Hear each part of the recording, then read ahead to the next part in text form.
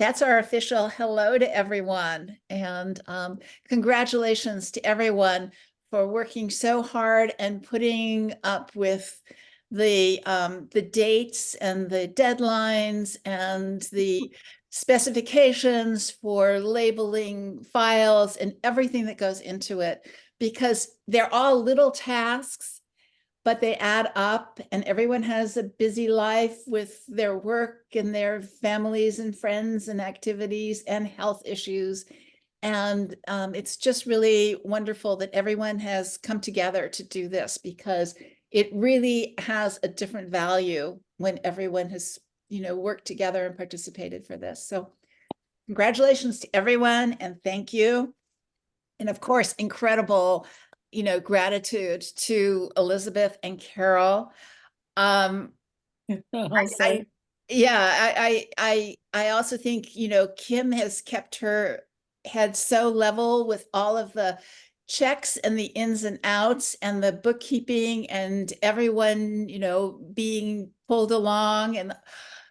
But I have to say that in this particular volume, more than in any other, the amount of work that went into it was really extraordinary. If for some reason, these extra tasks of sending out pages to everyone and having everyone, that extra interaction has really been very demanding on Carol and Elizabeth. And I just want to express the deepest appreciation for their patience, because, we try to make this happen when everyone works as one.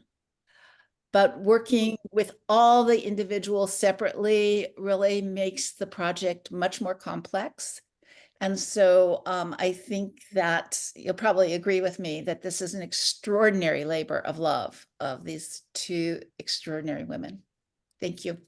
yes. Well, borrowing Elizabeth's expression, thank you, Jan, for driving the bus. You drove I really yeah, fast. think Well, Jan is Wonder exactly. Woman. Exactly. Yeah. And because of that, you won't be surprised when the very next thing to come out of my mouth is please send me emails with your thoughts and people that you put forward for writing the next essay for the aughts. We want to do this quickly. We want to have, your ideas, input, and then response, in the way we come to some consensus for this next volume. And also, it's the drill. It's having your essay for the aughts, having your photograph for the aughts, and having a selected image plus an additional 4 images. So we have 5 images so that we can present all of this material to our prospective writer. And we've all been here before. Not least on this list is to send a check to Kim. So we know that we're in good standing and can pay our little honorarium to our writer. And I think that all of that information will then be in an email that I'll send out after our meeting. And when's the deadline, Jan? And the deadline is going to be June 30th. Yeah. It's really important, I think, to be able to, and that's the deadline for all the materials. I'd like the writer decided earlier, because summer seems to be a better time in people's calendars to be able to take on a project like this. So in the past, we were only able to do this with Maria Porges and with Barbara Morris because it fell after teaching and before teaching resumed. And that was a period of time in which they could do this project. So it'd be great if we had all the materials to send to everyone the end of June so that they have the summer to work with this. It'd be great to be able to find a consensus for a writer soon, very soon. Yeah, Mary. Is there a way to send out what the writer has written before it gets put into the InDesign format, so that a lot of the copy it's approved before it's been laid out.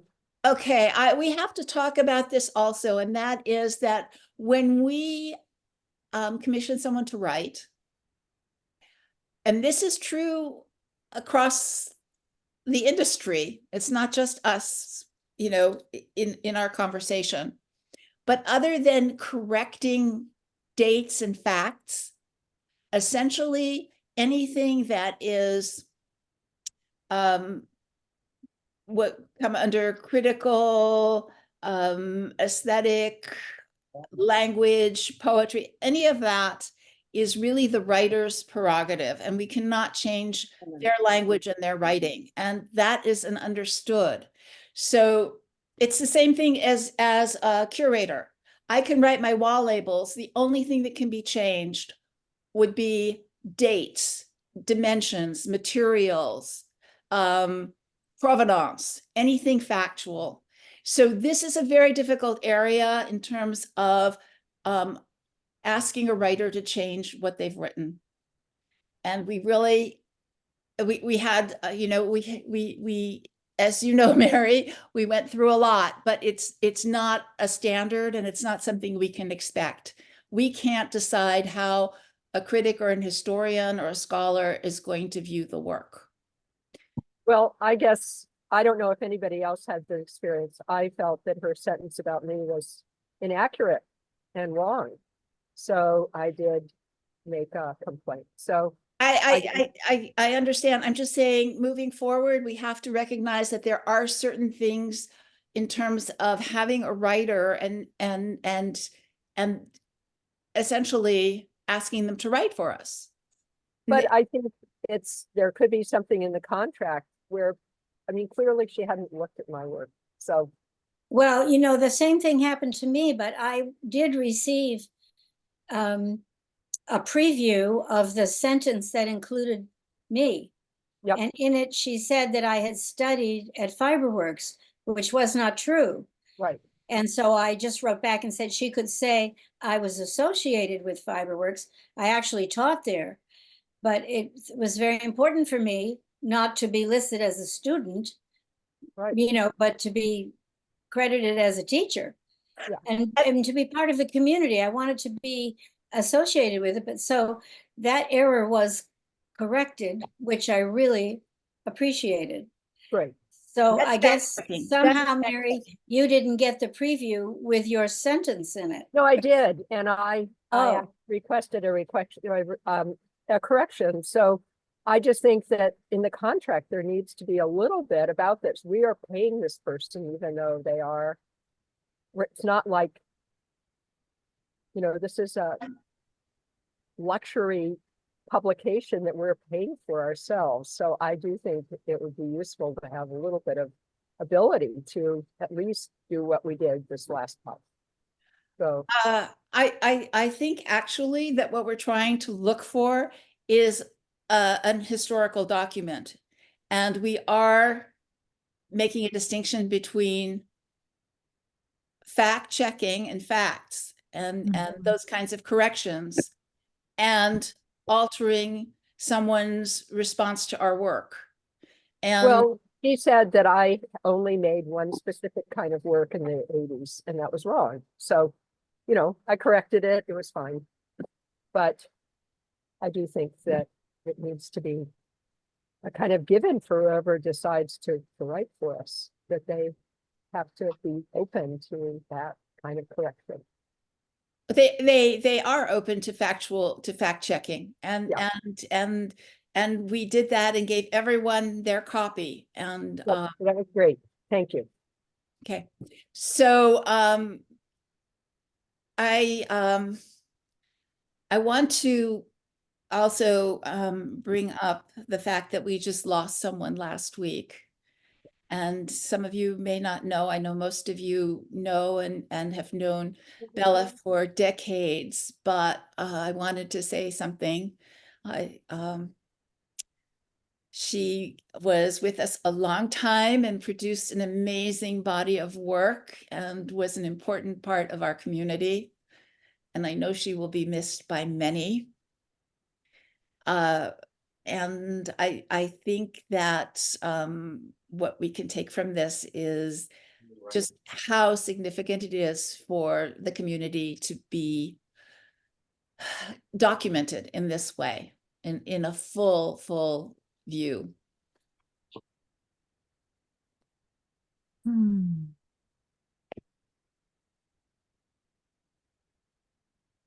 Bella. What happened? So does anyone want to speak to this, or do we jump in and everyone just start telling us what you've been up to? It's Maybe Andre could Well. speak about Bella because she was with her till the very end. What did you ask me, Mary? I don't know, just if you could say a few words because you were really close to the family till the very end. Yes, I used to read to Bella. She was pretty blind towards the end, but she could hear perfectly. And I would go and read to her every Monday and Friday. And it was something we both looked forward to because the last book we read was Alice in Wonderland. Oh. And well, we both loved it as children, but then we read it as adults to read the poetry. And then the last book we were reading together was Merlin Sheldrake's book about mushrooms.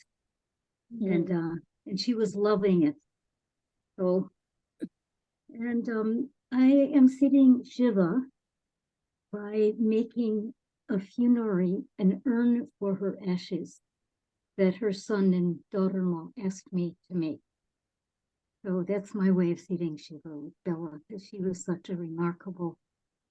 Well, if you look online, it's absolutely incredible how many responses there are to people who find out that she has passed on.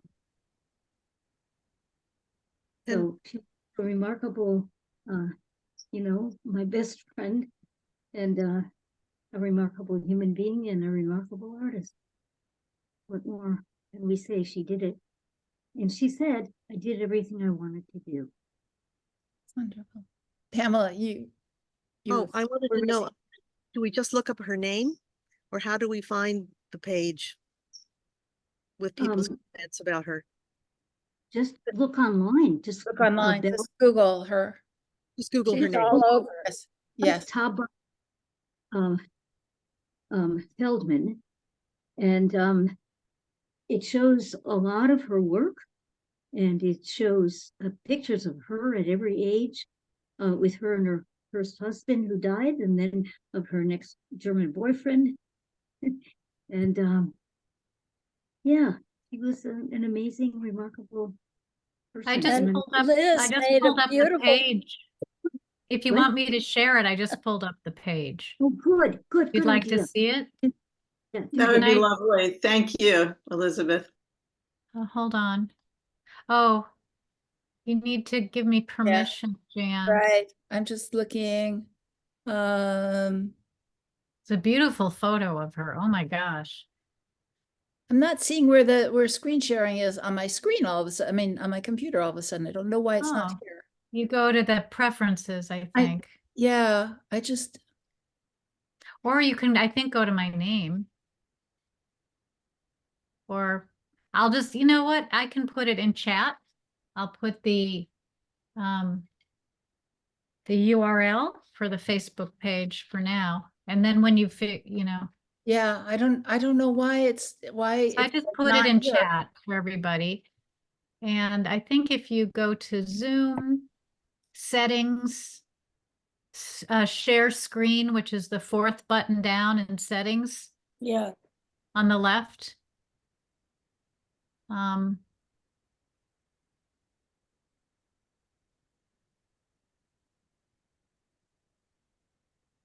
yeah, Oh, I I'm got it. It's not coming up for me at all, and I don't know why, because it's usually at the bottom, and up on top, I don't have it in my pull down either.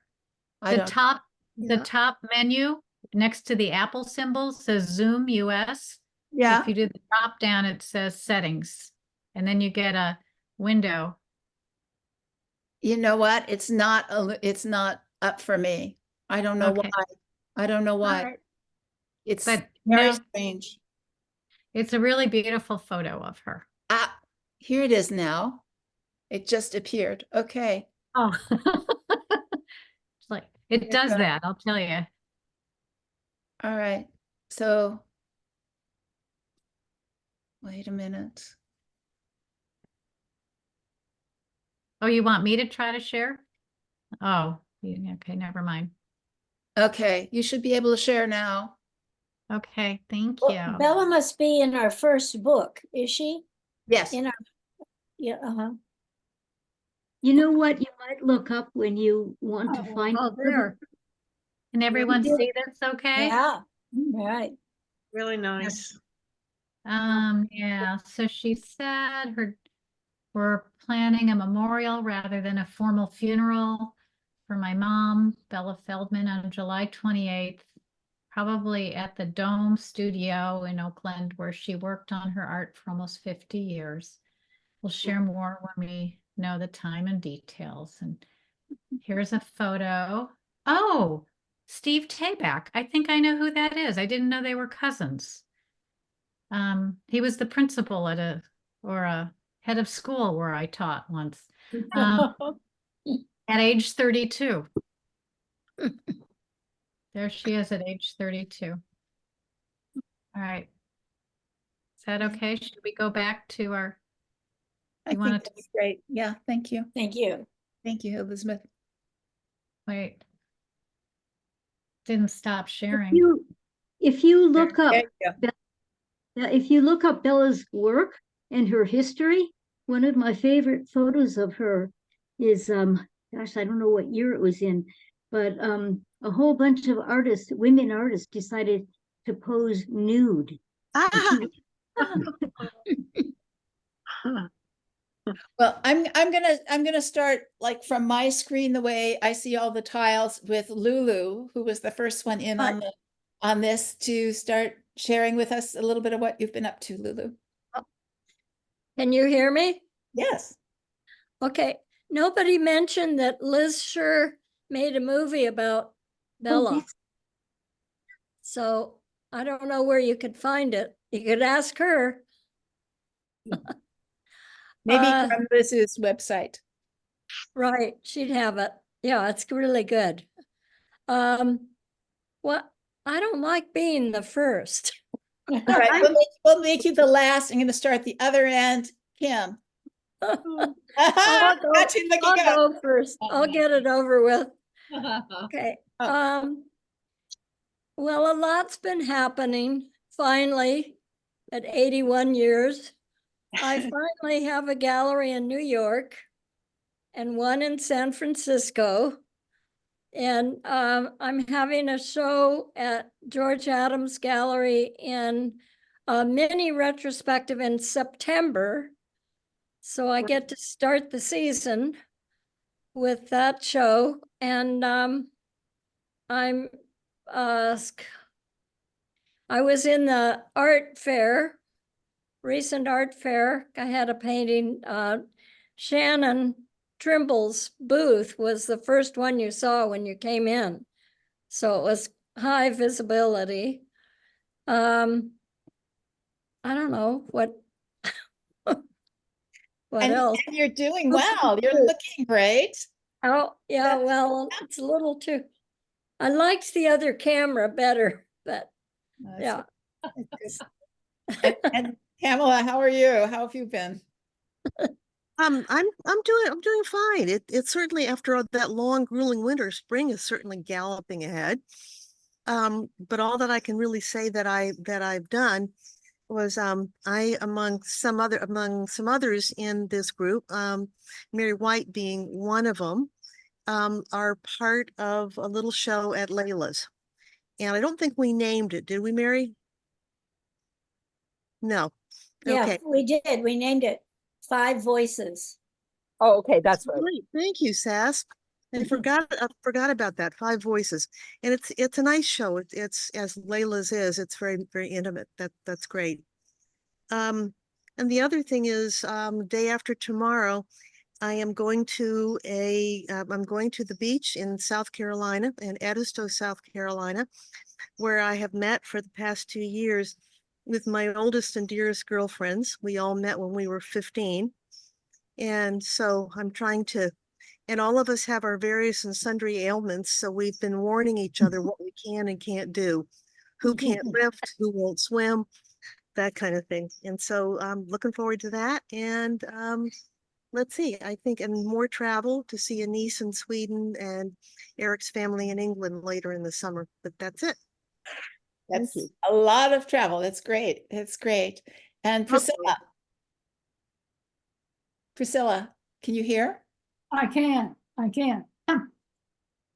I've been doing some looking through old work in not the work itself, but images and ephemera from way back in the 60s and early 70s, and sort of reliving that period. That's been a lot of fun. But there's a ton of stuff to go through, and I really am faced with, trying to organize it in some way that I can deal with it. One thing that happened really quite unexpectedly recently, that was challenging, but turned out to be a really good experience, was my sister, who was a very outgoing, verbal people person, liked by many people, became ill and passed away. I flew to Maine unexpectedly, and I was with them, with my family there and all those friends, and got back maybe a couple of weeks ago or so from that. And so now I have some, legal things that I need to work out. I'm trying to think about, how I want to set these things out. I guess, that's basically it. My travels were made possible by the decision that came to me to get a wheelchair. I asked for a wheelchair and my ticketing process, and I was able to just do everything very easily. It was a breeze, that travel part, and I recommend it to anybody who's considering it and wonder. It worked really well for me, and I think that's basically what I have to say right now. Thank you. Sorry for your loss. I'm so thank you. Thank you very much. It was a really good experience. It wasn't, a devastating kind of a thing. Good. Oh dear. Well, Elizabeth, do you want to chime in here now with some of the things you've been doing? Because you've been doing a lot. Ill or in good health. Elizabeth does not stop doing a lot.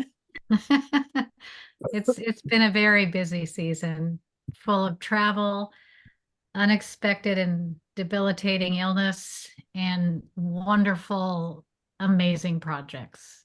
It's such a mixed bag, but it's always humbling to have the stumbling blocks.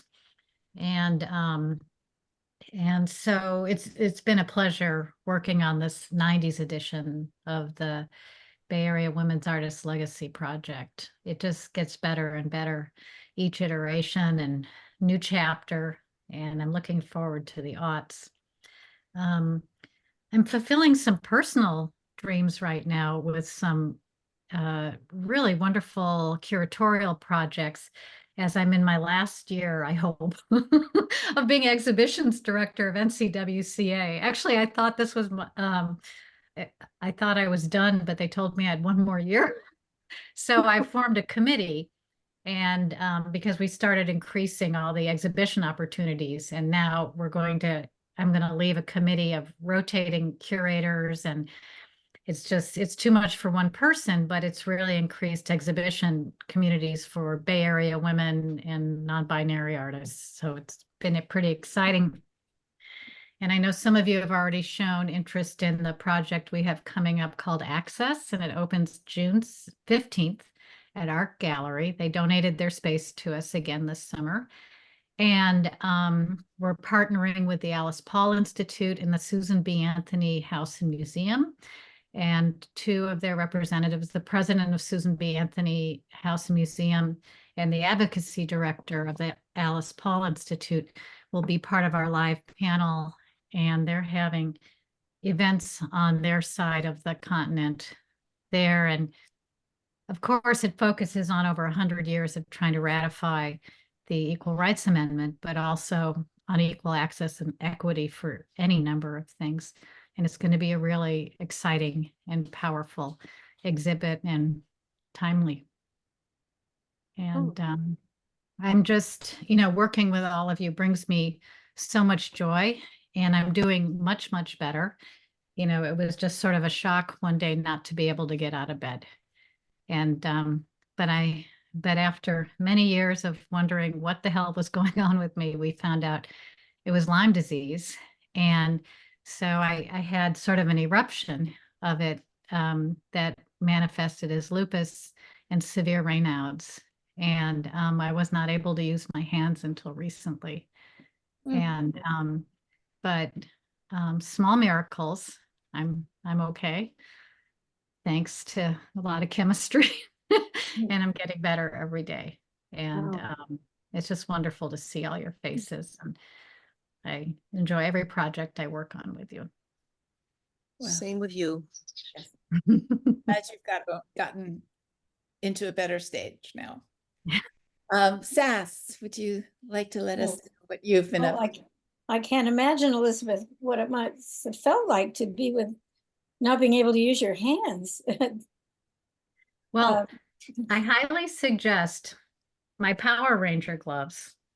Because this is the minute I walked into the rheumatologist's office, she said, "What are you using on your hands?" And I showed her my mittens, and she said, "Those are useless." And she had my husband order these heated gloves. Huh. Mm. Yeah, and they work. Oh yeah. What do Hot. they do? What do they do? Medium. Tepid. They work great. I imagine Well, everyone with arthritis would be happy to have a pair. Yeah, I think so.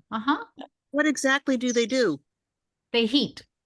Ah, So okay. skiers use them, people with arthritis, Raynaud's phenomenon. Nice for us artists who work in cold studios. right. Yes. Yeah. Well, thanks. Yeah. And I'm glad you're on the mend. Yeah. I've been working on a textile project for an exhibition that's happening in Ithaca, New York, sponsored by Kumi Korf, who's a very well-known printmaker. And she's of Japanese, and she sent us all 4 kimonos. And we were invited to interpret, reinterpret, whatever, anything we wanted and send it back to her.